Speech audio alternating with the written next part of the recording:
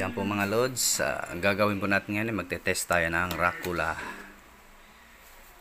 expandable. Yan po, saksak na po natin.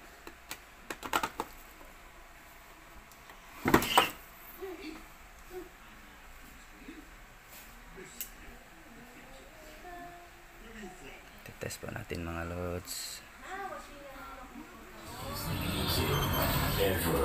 Yan. Medyo binago ko lang yung ibang parts sa mga lods.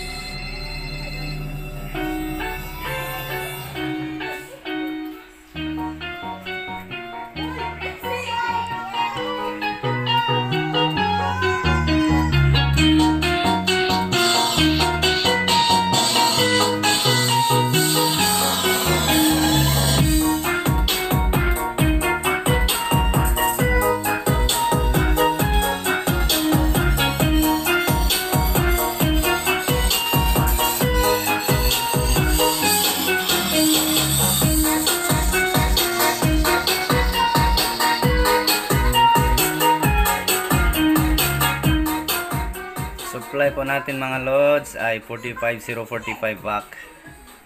And then kung nakikita nyo po itong mga lods, ito at saka yung ito 104 po yan lahat. Ayan po, purpose po niyan para sa proper grounding natin. And then alam nyo naman to si Racula expandable, kung bubunutin nyo po to, may maririnig po kayong humming dyan. Ito po ngayon so far, tetest natin po. Ayan po, i-test natin.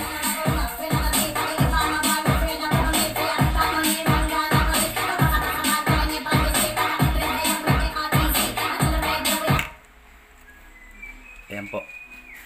Wala pong humming siya. Dahil po yan dito sa proper grounding natin na ano po, 104. Dinagdagan ko lang po siya kasi kapag tinatanggal mo kasi yung unang ano niya is may humming talaga siya. So ito, kahit walang nakasaksak na audio input, hindi siya maghaham. Yan po lods. Yan, ito lang po yung pantest ko po na 2 pairs, 1 pair lang po na ano. Then yung ano natin transformer is 45045. Then may protect din tayo mga lods. At laging ano, huwag kalimutan talaga itong series valve. Yan po, ibalik na po natin, i-test natin ulit.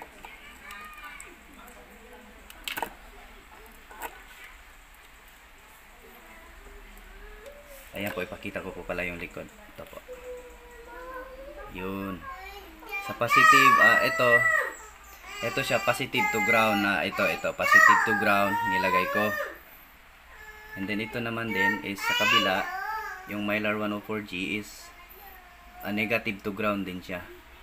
Yan po yung proper grounding natin mga loads. Yung iba kasi nahihirapan tanggalin yung humming niya sa input.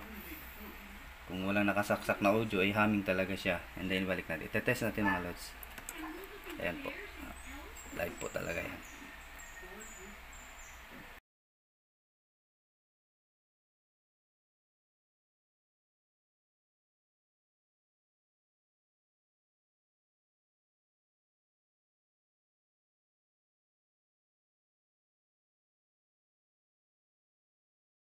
Mga loads, ito si si C22 na 2229.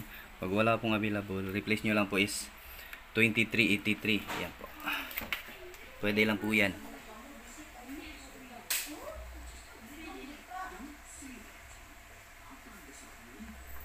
Ano po yung gamit natin? 2383 po. Hindi maklaro, hindi makita. Ayan po. I-play na po natin.